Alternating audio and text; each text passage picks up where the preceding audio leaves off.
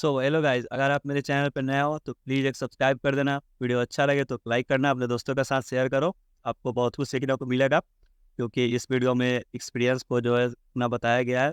क्योंकि अभी जो बहुत टफ टाइम चल रहा है, तो अगर आप इस वीडियो पे देखते हो तो आपको पता चलेगा कि हाँ, कैसे प्रिपेयर करना है। क्योंकि अभी जो कैंडिडेट हैं, ये सी प्लस प्लस में कोड करते थे, लेकिन अचानक से इनको स्विच करना पड़ा जावा पे। तो कैसे उसके लिए इन्होंने अपने आप को एडजस्ट करा, ये आपको पता चलेगा। तो वीडियो में आगे बढ़ने से पहले एक बार और, अगर आप चैनल पर नए हो तो सब्सक्राइब कर देना, वीडियो अच्छा लगे तो लाइक करना। चलिए वीडियो तो hello guys, today we have Sameer Kumar Jha. He has just cleared the interview of Cloud Kaptan, so he is here to share his interview experience. So hello Samir, how are you feeling?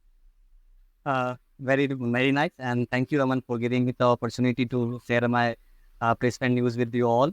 And currently, I'm pursuing BTech in Electronics and Communication Engineering from Techno India University, and this is my last semester. And just I got this offer from Cloud Kaptan. Okay, so Samir, can you please share the whole process about how he cleared Cloud Kaptan? Like processes were there. So Ba- basically, it was an on-campus or off-campus. Basically, this is an on-campus drive in which all the college of Techno India group participate, and there were only 10 to 15 requirements are there, and they selected 10 to 15 candidates in 2 slots, and I get the opportunity in second slot. Okay, so you got selected in second round, Yeah. or a second slot. Okay, so after your selection, what was the whole process? Like how many like rounds were there? And there was 6 steps to get selected in Cloud Kaptan. Okay. First step was online aptitude round in which कुछ numerical ability के question थे और कुछ fundamental थे, computer fundamentals भी थे। जब वो आप प्रोसेस क्लियर करते हैं तो फिर तुरंत ही आपको कोडिंग राउंड का इनविटेशन आता है, जिसमें आपको 15 कोडिंग क्वेश्चंस करने होते हैं और स्पेसिफिक जावा में करने होते हैं। अगर आप सी प्लस प्लस या पाइथन के कैंडिडेट हैं तो उससे कुछ फर्क नहीं पड़ता, आपको जावा में ही करना होता है, और वो 90 मिनट में 15 कोडिंग क्वेश्चन आपको मैंडेटरी करने होते हैं।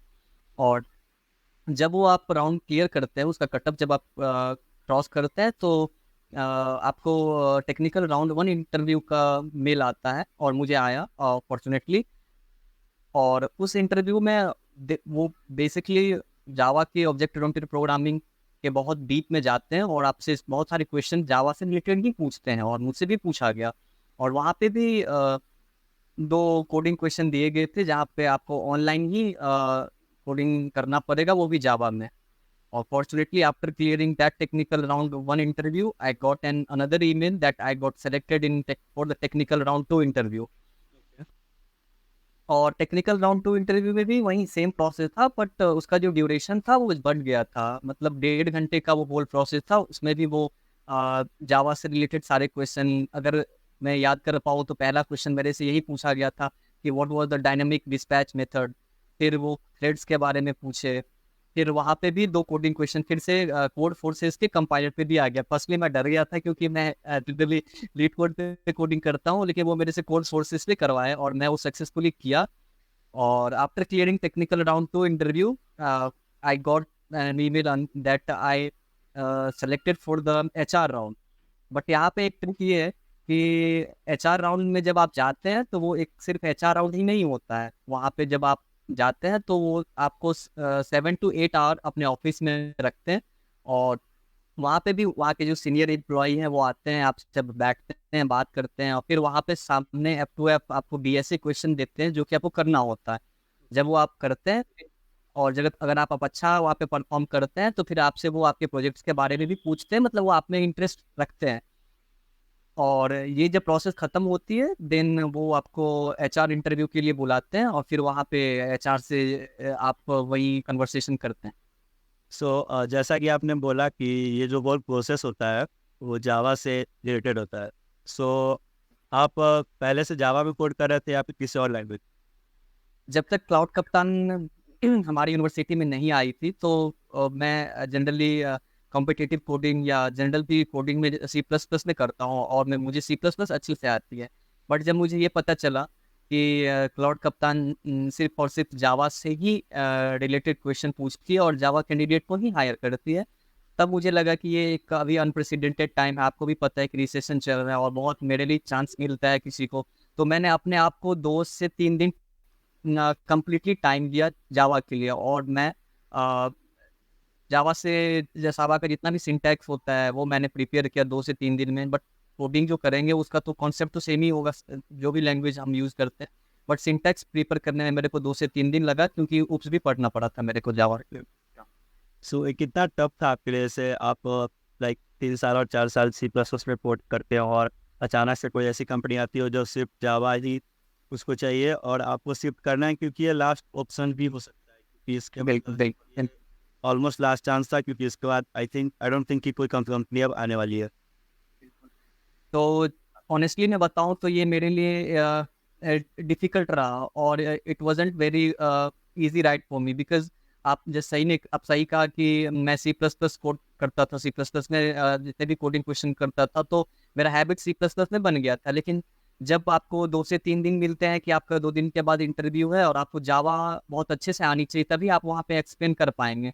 तो मैंने बस अपने आप को ये मोटिवेट किया कि ये मेरे लिए फर्स्ट एंड लास्ट अपॉर्चुनिटी है और ये फेयर अपॉर्चुनिटी है, और सही में ये फेयर अपॉर्चुनिटी था। अगर आप वहाँ पे अच्छा अ, अपने आप को एक्सप्रेस करते हैं तो आपका हाई चांस होता है कि आप सेलेक्ट हो जाए। तो मैं 2 से 3 दिन कम्प्लीटली जावा ही पढ़ा और केवल जावा पढ़ा, और थैंकफुली मैं क्लाउड कप्तान में फाइनली सेलेक्टेड हो गया। ओके, सो आई थिंक 2-3 दिन में जो आपने प्रिपरेशन किया होगा, आई थिंक अपने अपना 110% रिप्रेजेंट किया होगा, क्योंकि ऑलमोस्ट अगर कोई इंसान अगर एक कोडिंग लैंग्वेज आता है तो दूसरे में शिफ्ट करना थोड़ा इजी हो जाता है, but in just 2-3 days I think you need. हाँ, और या बिल्कुल, अगर एक राउंड इंटरव्यू होता तो मैं कह सकता हूँ कि मेरे लिए 2 3 दिन ही थे। बट मैं ये भी बोलना चाहूँगा कि टेक्निकल राउंड 1 के लिए मेरा 2 दिन हुआ, फिर टेक्निकल राउंड 2 के लिए भी मेरे को 2 3 दिन टाइम मिला। तो फिर अगर मैं टेक्निकल राउंड 1 क्लियर किया तो मेरे को एक थोड़ा सा मोटिवेशन भी मिला कि अगर मैं टेक्निकल 1 क्लियर कर सकता हूँ तो टेक्निकल 2 भी मैं क्लियर कर सकता हूँ। तो फिर उसी मोटिवेशन के साथ मैंने और जावा को टाइम दिया। तो फिर ऑनेस्टली 10 to 15 डेज मेरे को टोटल मिल गए, जिसमें मेरे को जावा पढ़ने का टाइम मिला। और जब आप एक स्टेप पार करते हैं और सामने में दूसरा स्टेप आपको दिखता है तो आप मोटिवेटेड रहते हैं, और उसी मोटिवेशन के साथ मैंने ये प्रोसेस को क्लियर किया। ओके, आपने 100% अपना दिया और कंपनी ने आप पे ट्रस्ट किया, so, जिसका रिजल्ट आप अब ज्वाइन करने वाले हैं। सो बेसिकली जो कोडिंग क्वेश्चन जो पूछा गया था उसका क्या लेवल? अगर आप जनरली लीड कोड और जेएफजी पे कोडिंग करते हैं तो वो मीडियम लेवल का कोडिंग क्वेश्चन था, और मुझे वो याद भी है कि जैसे जो इंटरव्यूअर थे उनका नेम था अंकित कुमार मिश्रा। तो उन्होंने कहा कि वो अंकित कुमार मिश्रा एक स्ट्रिंग में हमको दिया जाएगा और उसको रिवर्स करना है, बट उसमें कैच की ये है कि जहाँ पे स्पेस है वो इंटैक्ट रखना है। लाइक अगर मैं एक एग्जांपल ले लूँ कि I can do reverse string, ये अगर आपको दिया जा रहा है एक स्ट्रिंग, तो आपको पीछे से उसको रिवर्स करना है, लेकिन जहाँ पे स्पेस है तो वो स्पेस इंटैक्ट रहना चाहिए। तो इसमें थोड़ा सा एक लॉजिक आपको बिल्ड करना पड़ेगा कि जहाँ पे स्पेस है वो रिवर्स में भी वहाँ पे ही ये स्पेस रखना होगा। तो एक ये कोडिंग क्वेश्चन था। और दूसरा कोडिंग क्वेश्चन ये था कि आपको एक एरे दिया हुआ है और उसमें बहुत सारे एलिमेंट्स हैं। तो आपको एक यूजर जब एक इनपुट देगा कोई इंटीजर तो उसका फ्रीक्वेंसी बताना था, लेकिन मैंने क्या किया, मैंने गलती किया, मैंने उनको बहुत इजी वे में बोल दिया कि सर ये तो बहुत इजी क्वेश्चन है, इसको मैं मैप में डालूंगा और उसका फिर से फ्रीक्वेंसी चेक करके मैं बता दूंगा। उन्होंने ये देख लिया कि इसको ब्रूट फोर्स अप्रोच आता है, तो उन्होंने कहा कि इसका टाइम कॉम्प्लेक्सिटी क्या होगा। तो मैंने कहा ओ ऑफ एन, तो उन्होंने कहा नहीं, आपको ओ ऑफ लॉग एन में करना है। तो फिर मेरे लिए थोड़ा सा वो हैक्टिक हो गया मैं वहाँ पे कि कैसे करें। जब भी उन्होंने कहा कि O log sorry N log in में करना है, तो मेरे माइंड में बाइनरी सर्च का एक अप्रोच आया। तो उन्होंने कहा, मैंने उनसे कहा कि क्या मैं इसे बाइनरी सर्च के साथ कर सकता हूँ। तो वो बहुत ज़्यादा खुश हो गए कि अगर ये सही ट्रैक पे जा रहा है। तो उन्होंने कहा हाँ हाँ तुम बाइनरी सर्च के साथ कर सकते हो।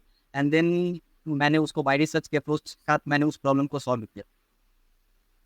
ओके, सो आई थिंक ये जो 2 क्वेश्चन थे उसको इजी टू मीडियम के कैटेगरी में रखा जा सकता है। सो बिल्कुल अगर आप क्लाउड कप्तान के लिए प्रिपरेशन कर रहे हैं तो इजी टू मीडियम क्वेश्चन को प्रिपेयर करें और C++ में नहीं, जावा में आपको कोड करना शुरू करना चाहिए, क्योंकि जावा वाले ही प्रीफर होते हैं ज़्यादातर। और बाकी जो एप्टीट्यूड या फिर फंडामेंटल्स था, उसके लिए आपने कहाँ से प्रिपरेशन करा? बेसिकली आप जानते हैं कि बहुत सारी कंपनियां हमारे कैंपस में आती है। इस टाइम तो बहुत कम कंपनियां आई हैं, तो हम लोग इंडिया बिक्स या सिंपली लर्न पे बहुत सारा कोडिंग क्वेश्चंस या एप्टीट्यूड रहते हैं, जहाँ पे हम लोग जनरली प्रिपेयर करते हैं। बट मैंने प्रीपेस्टा प्राइम भी लिया हुआ था, तो वहाँ पे भी बहुत सारे सेक्शंस होते हैं एप्टीट्यूड के, कोडिंग के। तो मैंने वहाँ पे से ही एप्टीट्यूड का प्रिपरेशन किया था, जो कि सारी कंपनियों में मेरे लिए बहुत हेल्पफुल रहा। या सो मैं अपने एक्सपीरियंस से ही बताना चाहूँगा कि प्रीपेस्टा और इंडिया बिक्स कंबाइन टुगेदर। सो ये दोनों को आप एक साथ कंबाइन करके अगर अपना प्रिपरेशन जर्नी स्टार्ट करें, तो you can do better in aptitude round as well as in the logical reasoning और delivery. So ये दो वेबसाइट जो है काफ़ी अच्छा वेबसाइट है, इंडिया बिक्स और प्रीपेस्टा। सो अगर समीर, अगर आपको कुछ कहना हो ऑडियंस के लिए जो अभी जिनका अभी प्लेसमेंट नहीं हुआ है और वो प्रिपरेशन कर रहे हैं, तो आप क्या कहना चाहेंगे? मैं बिल्कुल जानता हूँ कि 24 बैच वाले बहुत ही अनफॉर्चुनेट हैं और बहुत कम चांस उनको मिला है ऑनेस्टली। और अगर चांस मिलता भी है तो बहुत सारे कंस्ट्रेंट होते हैं, जिसमें वो, जैसे हम लोग साथ में ही बहुत सारी कंपनियों का कोडिंग क्वेश्चन किया हुआ था, चाहे सैप लैब हो या प्रैक्टिकल एनालिटिक्स का हो, जिसमें हम लोग श्योर थे 110% कि हम लोग सारे क्वेश्चन कर चुके हैं। बट अनफॉर्चुनेटली हम लोग को इंटरव्यू का मौका नहीं मिला। तो इस आपको डिमोटिवेट नहीं होना। जैसे मैंने भी कॉलेज खत्म होते-होते मैंने ये अपॉर्च्युनिटी ग्रैब किया है। तो आपको ये करना है कि आप जो चीज़ कर रहे हैं, वो तो कर ही रहे हैं, बाकी अपने आप को अपस्किल करते रहिए। जैसे मैंने C++ जानता था, और अगर मेरे को लगता है कि मैं जावा क्यों ही पढ़ूँगा, क्या ही ज़रूरत है, तो शायद आज मैं यहाँ पे आपके साथ इंटरव्यू नहीं दे रहा होता। तो मैंने अपने आप को अपस्किल किया, जावा सीखा मैंने। तो आप क्या कीजिए कि डेली बाय डेली कुछ ना कुछ नया सीखने का कोशिश कीजिए। ये ऐसा नहीं है कि आप एक दिन में सीख सकते हैं। आपको जितने टाइम बचे हैं उसमें आपको 110% देना होगा, और जब भी अपॉर्चुनिटी आएगी तो आप उसके अकॉर्डिंग, उसका जो रिक्वायरमेंट है उसके अकॉर्डिंग अपने आप को ढालिए, और डेफिनेटली आप अच्छा कर पाएंगे। Okay, so thank you Sameer, बहुत अच्छा लगा आपसे बात करके, और आपने जो ये एक्सपीरियंस शेयर करा, अब इससे बहुत लोगों को हेल्प करने वाला है फ्यूचर में। सो अब अपना टाइम देने के लिए शुक्रिया। आज के लिए बस इतना ही, खत्म करते हैं हमें। Thanks again Aman. Bye bye.